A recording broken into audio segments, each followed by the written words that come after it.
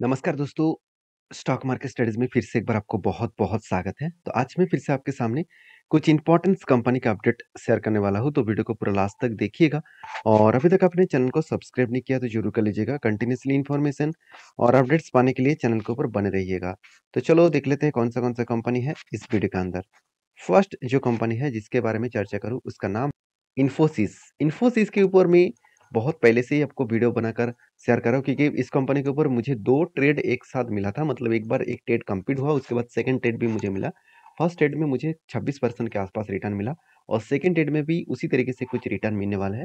तो किस बेसिस में मैंने एंट्री लिया, कहाँ पे मेरा टेक्निकली चार्ट पैटर्न था, उसको ज़रूर इस वीडियो में डिस्कशन करूँगा। तो उससे पहले कंपनी के मैं एक बार क्वार्टरली रिजल्ट आपके साथ शेयर करूँगा। मैंने क्यों एंट्री लिया वो तो सबसे पहले जानना चाहिए क्योंकि कंपनी के ऊपर जो सेल्स है वो सेल्स आपको शानदार देखने को मिल जाएगा। एक्सपेंस को कंपनी कंट्रोल करने के बाद नेट प्रॉफिट 6,500 से 6,100 करोड़ हो गया। तो यहाँ पे क्वेश्चन आएगा कि सर कंपनी का तो सेल्स तो खराब है, तो फिर भी इस कंपनी के ऊपर आपने ट्वीट क्यों लिया? क्योंकि देखिए आईटी सेक्टर की जिस तरीके से एक्सपेक्टेशन किया जा रहा था कि आईटी सेक्टर इस बार खराब रिजल्ट करेंगे और बहुत बड़ा लॉस मतलब प्रॉफिट ग्रोथ कम हो देखने को मिल जाएगा, वो हुआ नहीं। परसेंटेज वाइज देखा जाए तो कंपनी में अच्छा खासा ग्रोथ यहाँ पे देखने को मिला। तो इसी की वजह से हर कोई आईटी सेक्टर इस बार अच्छा खासा एक धमाका परफॉर्मेंस किया और इन्फोसिस के ऊपर जो पैटर्न क्रिएट हुआ है वो मैं आपको बता दूं। कंपनी के ऊपर एक शोल्डर, उसके बाद एक बिग हेड, उसके बाद एक शोल्डर बना, फाइनली ब्रेकआउट हुआ और मेरा जो टारगेट है वो टारगेट करीबन करीबन मैं टारगेट लेके चल रहा हूँ यहाँ पे 1970 के आसपास। और ये टारगेट निकल कर आ रहा है कंपनी का प्रीवियस और लाइफ टाइम हाई के नीचे। प्रीवियस और लाइफ टाइम हाई कहाँ पे है? 1953 के आसपास इसका लाइफ टाइम हाई है। तो उसी लेवल को अगर गए तो 23% के आसपास मेरा टारगेट बनेगा। यहाँ पे मजेदार बात यही है कि कंपनी के ऊपर मुझे 2 ट्रेड मिला था। पहले भी देखिए यहाँ पे एक रेंज ट्रेड मिला था। इस नीचे जब भी टच किए थे तब मैंने एंट्री लिया और मेरा जो टारगेट था स्टॉप लेवल तक। तो यहाँ पे भी मुझे 26% के आसपास टारगेट मिला था और वो भी 1 साल के अंदर-अंदर। 1 साल भी नहीं हुआ, एटलीस्ट 5 मंथ्स के अंदर-अंदर मुझे टारगेट मिल चुके थे। तो कहने का मतलब है अगर साल भर में इस कंपनी इतना शानदार अगर ट्रेड दे, इतना शानदार अगर आपको प्रॉफिट कमा के दे, क्या उस कंपनी से दूर रहना चाहिए? मेरे हिसाब से बिल्कुल नहीं। क्योंकि जिस तरीके से कंपनी का यहाँ पे ब्रेकआउट हुआ और इस कैंडल ने ब्रेकआउट कंफर्मेशन किया और मुझे सामने वाला एक रेजिस्टेंस देखने को मिला था स्ट्रांगली, उस रेजिस्टेंस को देखिए फाइनली ब्रेकआउट किया और ब्रेकआउट करने के बाद देखिए फिर से रीटेस्ट कर रहा है। और देखिए जब भी उस रेजिस्टेंस के आसपास गया तो एक हैमर जैसे पैटर्न क्रिएट हो रहा है। इसका मतलब इसको फिर से इस लेवल से ऊपर जाने के लिए वो कोशिश करेंगे। बाकी इस कंपनी के ऊपर मैं जिस तरीके से ट्रेड को फॉलो अप करके काम कर रहा हूँ, अगर आप भी फॉलो करना चाहते हैं तो प्लीज़ आपके हिसाब से ज़रूर स्टडी करिए, आपका जो एडवाइज़र है उसके साथ बातचीत करके काम करिए। क्योंकि ब्लाइंडली किसी कंपनी के ऊपर किसी की बात सुनकर काम मत करना, मेरी बात सुनकर भी नहीं। क्योंकि मेरा खुद का रिसर्च है और मैं कितना फंड कितने परसेंटेज में एलोकेट करता हूँ हर कंपनी के ऊपर, वो मैं आपके साथ शेयर नहीं किया हूँ। क्योंकि एक मेरा कोई अटेंशन नहीं है कि मैं आपको वो सारी चीज़ बताऊँ, क्योंकि वो सेबी के रूल्स के खिलाफ है। क्योंकि मैं सिर्फ कोई सेबी रजिस्टर्ड पर्सन नहीं हूँ। तो काम करना है तो प्लीज़ सारे चीज़ों को सीख कर, सारी चीज़ों को जानकर काम करिए। तो मैं उसी पॉइंट्स में आपके साथ शेयर कर रहा हूँ, जिस पॉइंट्स को फॉलो करके मैं काम करता हूँ। तो नेक्स्ट जो कंपनी है उसके बारे में बात करें, उसका नाम है आर्कॉन इंटरनेशनल लिमिटेड। देखिए आर्कॉन इंटरनेशनल लिमिटेड देखा जाए तो एक रिले गवर्नमेंट का कंपनी है और कंपनी 1955 में स्टार्ट होता है। एक्चुअली कंपनी बिजनेस स्टार्ट कर 1975 में। उसके बाद कंपनी 1985 में खुद के जो इंजीनियरिंग एंड मतलब कंस्ट्रक्शन का जो बिजनेस है उसके ऊपर भी कंपनी काम शुरू स्टार्ट किए। और कंपनी का जो बिजनेस है वो टोटली पीएसयू कंपनीज के ऊपर है, मतलब गवर्नमेंट कंपनी के ऊपर है। तो कंपनी का कितना ग्रोथ है, चलो सबसे पहले वो मैं आपको दिखाने वाला हूँ। तो आर्कॉन इंटरनेशनल लिमिटेड के ऊपर सबसे जो इंपॉर्टेंस पॉइंट है कंपनी का ग्रोथ, वो ग्रोथ किस तरीके से हो रहा है आप वो देखेंगे। तो कंपनी के देखिए आरओई जो रिटर्न ऑफ इक्विटी है वो 14% के आसपास ग्रोथ हुआ लास्ट ईयर में, मतलब इस साल में।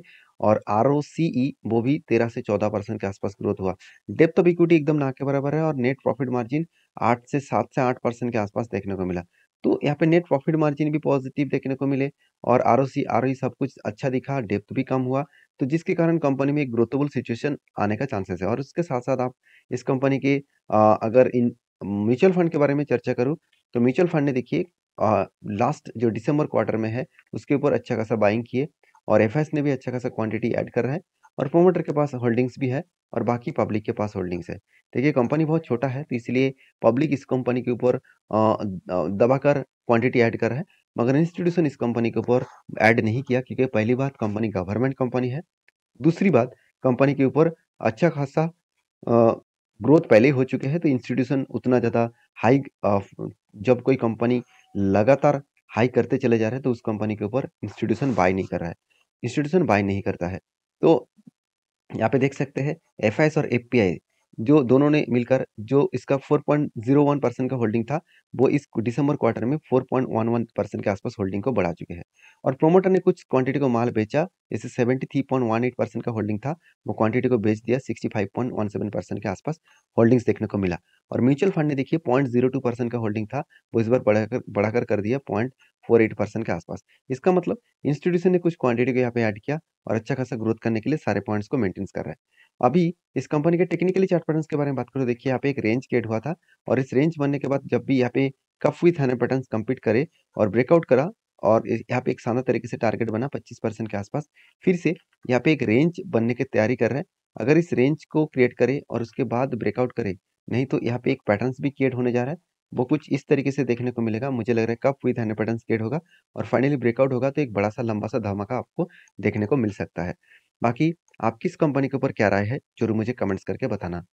और नेक्स्ट जो कंपनी उसका नाम है इरिडा, जो actually Indian renewable energy development company है, जो एक गवर्नमेंट कंपनी है। और जितने सारे सोलर प्रोजेक्ट के ऊपर रिले कंपनीज को जितने सारे सोलर प्रोजेक्ट के जो फाइनेंस है, वो इसी कंपनी प्रोवाइड करते हैं। मतलब सोलर एनर्जी के ऊपर काम करने वाला एक फाइनेंस कंपनी है। अगर इस कंपनी के बिजनेस के बारे में बात करूँ तो कंपनी इंडियन रेलवे को ही सबसे ज़्यादा बिजनेस दे रहा है। जैसे आप इस कंपनी के सेक्टर वाइज अगर मैं बात करूँ तो देखिए, जो कंपनी का बिजनेस है उसमें 100% नहीं 98% इंटरेस्ट इनकम से आ रहा है। मतलब कहाँ पे है, कंपनी का फाइनेंस बिजनेस के ऊपर कंपनी का इंटरेस्ट आ रहा है। और दूसरी बात, कंपनी के जो सेगमेंट वाइज आप देखेंगे तो कंपनी का 100% सेगमेंट वाइज कंपनी का बिजनेस है, और वो भी फाइनेंस सेगमेंट के ऊपर। और कंपनी की जो लोन लोन ब्रेकअप है वो 100% के आसपास लोन ब्रेकअप है। और सबसे बड़ी बात है, कंपनी के एनबीएफसी में जो फॉरेन करेंसी बोरिंग्स है वो 25% है, और अदर्स में 74% के आसपास देखने को मिला। तो कंपनी की लोकेशन वाइज कंपनी लोकेशन में इंडिया में ही काम कर रहा है 100%। तो बिजनेस जो है वो एक सीधी सीधी पॉइंट के हिसाब से बात करूँ, कंपनी का बिजनेस एक अलग लेवल में ग्रोथ होने का चांसेस है, क्योंकि कंपनी रिन्यूएबल एनर्जी के ऊपर काम कर रहा है। और कंपनी ये भी अनाउंसमेंट कर चुके हैं कि अभी तक तो कंपनी रेलवे कंपनीज को फाइनेंस दे रहा था, अभी कंपनी प्राइवेट कंपनीज को और इंडिविजुअल व्यक्ति को भी लोन देने वाले हैं सोलर प्रोजेक्ट खरीदारी करने के लिए। तो एक अच्छी बात है, कोई अगर घर में सोलर पैनल्स लगाना चाहते हैं तो उसके लिए एक साथ पैसा देने का जरूरत नहीं है, इस कंपनी खुद आपको लोन प्रोवाइड करेंगे। तो इस तरीके से सिचुएशन आपको देखने को मिलने वाला है। तो इसीलिए इस कंपनी के ऊपर हर किसी का फोकस है। अभी चलो देख लेते हैं कंपनी का परफॉर्मेंस किस तरीके से हुआ। अगर मैं क्वार्टर रिजल्ट के बारे में बात करूँ तो इस बार कंपनी हाईएस्ट सेल्स जनरेट किया, पिछले सालों की तुलना से कंपनी अच्छा खासा सेल्स को जनरेट किया। और एक्सपेंस को कम मतलब कंटिन्यू करने के बाद, एक्सपेंस को मेंटेन करने के बाद कंपनी का नेट प्रॉफिट जो 200 करोड़ के आसपास हुआ था, इस बार 300 साढ़े 300 करोड़ के आसपास देखने को मिला। हाँ, इस कंपनी की एक वीकनेस पॉइंट जरूर है, वो है कंपनी का एनपीए। तो कंपनी एनपीए भी धीरे-धीरे करके कम होता देखने को मिला है, तो एक अच्छी बात है। अभी ये देखना है कि इस बार कंपनी का एनपीए किस तरीके से हुआ। और एक इम्पोर्टेंस पॉइंट मैं आपके साथ शेयर करूँगा। देखिए कंपनी का 5 साल में जो ग्रोथ है, वो 57% के आसपास यहाँ पे ग्रोथ हो रहा है। और साथ ही साथ आप देखेंगे तो कंपनी के जो मतलब ग्रोथ का जो रेटिंग है, वो रेटिंग आउट ऑफ 10 में 10 ईयर में कंपनी का पीरियड ऑफ 10 ईयर में 21% का ग्रोथ यहाँ पे देखने को मिला है। और साथ ही साथ कंपनी के 20 ईयर्स में जो ग्रोथ है वो 10% के आसपास ग्रोथ देखने को मिल सकता है। तो अलग लेवल में कंपनी का ग्रोथ यहाँ पे देखने को मिला है। तो मेरे हिसाब से अच्छा खासा एक सिचुएशन फ्यूचर में बनने का चांसेस है। अभी टेक्निकली चार्ट पैटर्न्स के बारे में बात करूँ, देखिए एक रेंज क्रिएट हुआ था, उसके बाद यहाँ पे ब्रेकआउट हुआ। एक लंबा जर्नी होने के बाद लोअर सर्किट लगता हुआ देखने को मिला था। फाइनली पिछले दिनों में एक पॉजिटिव वॉल्यूम के साथ यहाँ पे क्लोजिंग दिया। अभी मुझे नहीं लग रहा कि इस पॉजिटिव वॉल्यूम से ही कंपनी ऊपर जाएगा। मुझे लग रहा है थोड़ा-सा यहाँ पे करेक्शन होने का चांसेस और भी है। क्योंकि मैं जिस तरीके से रेंज को यहाँ पे मार्किंग करके रखा, मुझे लग रहा है कि यहाँ पे 125 रुपीज़ तक आने का कोशिश करेंगे। अगर नहीं आया, यहाँ से रीबैक किया, तो एक पैटर्न्स ज़रूर बन सकते हैं, जो कप विथ हैंड पैटर्न्स बनने का चांसेस है। तो इस पैटर्न्स बनेगा तो मैं फिर से एक बार कंपनीज़ के ऊपर कुछ एंट्री करने के लिए ज़रूर सोचूँगा। बाकी आपकी क्या राय है, ज़रूर कमेंट्स करके मुझे बताना। नेक्स्ट जो कंपनी उसके बारे में चर्चा करूँ, उसका नाम है सारेगामा इंडिया लिमिटेड। तो सारेगामा इंडिया लिमिटेड के बारे में बात करूँ, तो कंपनी इसके ऊपर डिविडेंड देने का अनाउंसमेंट हो चुके हैं। तो फाइनली कंपनी 21 तारीख को डिविडेंड मिलेगा। ₹4 करके कंपनी के ऊपर एक बार रिसर्च करके इस डिविडेंड को लिए ज़रूर अप्लाई करना। तो ये था कुछ कंपनीज़ का अपडेट। वीडियो में जानकारी अच्छा मिले तो प्लीज़ लाइक करना और हाँ, मेरे तरफ से कोई भी रिकमेंडेशन नहीं है। बाय सेल करना है तो आपके जो एडवाइज़र है उसके साथ बातचीत करके काम करिए। मेरा काम है सारी चीज़ों को आपके साथ शेयर करना, आपका काम है उसके ऊपर वेरीफ़ाई करके काम करना। मिलते हैं नेक्स्ट वीडियो में, तब तक के लिए धन्यवाद।